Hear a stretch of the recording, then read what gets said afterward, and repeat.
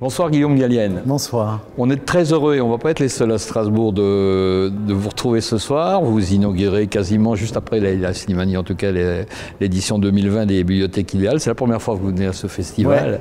Et vous allez lire les lettres, enfin les poésies, pardon, de votre cousine Alicia Gallienne, avec ce très beau livre, L'autre moitié du songe m'appartient. Le titre est somptueux. Comment avez-vous découvert l'œuvre de votre cousine? Comment ça s'est passé dans votre vie?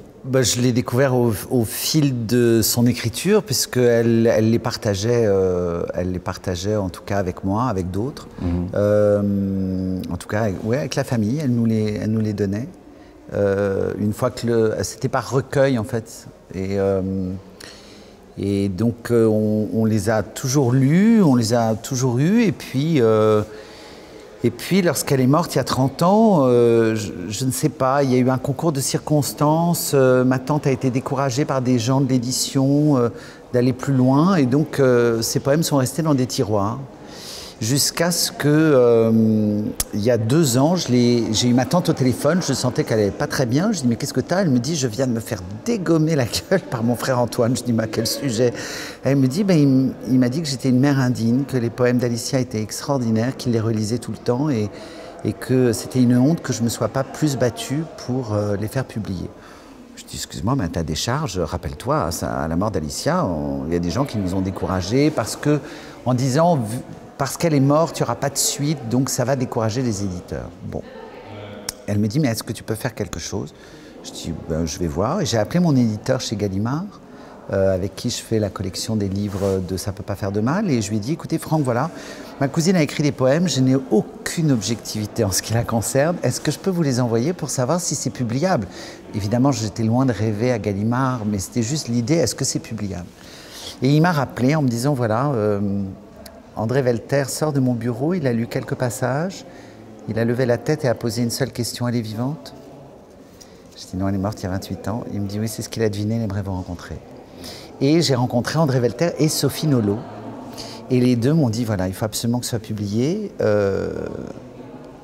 Il y a 2 possibilités, soit en blanche, mais c'est Antoine Gallimard qui décide, soit dans une maison d'édition qui appartient au groupe, qui est exclusivement de la poésie. Voilà. Je dis, écoutez, j'aimerais bien que ce soit en blanche. Et Antoine Gallimard a dit oui. Et Sophie Nolot est devenue l'éditrice et elle a fait une enquête incroyable. Elle a fait parler tout le monde, ses amis, tous les membres de la famille, même des gens qui... Elle a écrit une très belle préface du livre. Et une préface incroyable de 30 pages pour vraiment expliquer l'auteur et ce parcours fulgurant. Alors elle a eu un destin tragique. L'essentiel de ses poésies, si j'ai bien compris, elle les a écrites entre l'âge de 15 et 19 ans à peu près. Exactement. Elle est morte à 20 ans, une disparition tragique évidemment, notamment à cet âge-là, bien entendu, on imagine bien. Bon, c'est pas facile à poser comme question, mais si vous parliez tout à l'heure des éventuelles suites que des éditeurs auraient attendues, est-ce qu'elle aurait eu une carrière fulgurante en matière de poésie, comme on n'en connaît que peu finalement? De toute façon, c'était une poétesse, ça c'est évident. Elle a écrit la dernière année de sa vie, elle a écrit un roman qui s'appelle La camisole de faiblesse et qu'on n'a pas encore apporté à des éditeurs. Le roman, elle l'avait juste écrit, mais elle ne l'avait pas retravaillé. Elle est morte juste en ayant vraiment fini le premier jet. Donc je ne suis pas sûr qu'il soit publiable. C'est évident qu'elle aurait été poétesse toute sa vie, romancière certainement aussi, je crois. Peut-être qu'on le verra un jour publié, qui sait? Je ne sais pas. Écoutez, dernière question, elle vous concerne en tant que comédien. Je me suis laissé dire que vous étiez super heureux de venir à Strasbourg, oui. Notamment parce que c'est la première fois ou une des premières fois que vous remettez le nez dehors, en quelque sorte, que vous allez être foulé une scène. Mais c'est la première fois. C'est la première fois depuis cette malheureuse affaire. C'est la première fois depuis le mois de février, oui. Voilà. Et comment vous avez vécu ça? Parce que c'est tragique pour un comédien, enfin c'est tragique pour tout le monde, mais pour un comédien, ne plus être en contact avec le public, c'est difficile. Grâce à Éric Ruff, l'administrateur général du Français, il a créé cette web télé et on a tous participé. Ça nous a permis pendant le confinement d'avoir un lien avec les textes, avec le public, même par écran interposé. et un peu entre nous, même si on était seuls derrière notre ordinateur en train de lire nos textes. Mais bon, ça nous a quand même permis de garder un lien. Moi, à part ce lien-là, je dois avouer que je suis passé d'inutile à incapable très très vite et j'ai glissé dans une espèce de doblomovisme ouaté, mais en essayant de plutôt positiver, d'abord en m'occupant beaucoup des miens, en passant beaucoup de temps évidemment avec ma femme et mon fils, et c'était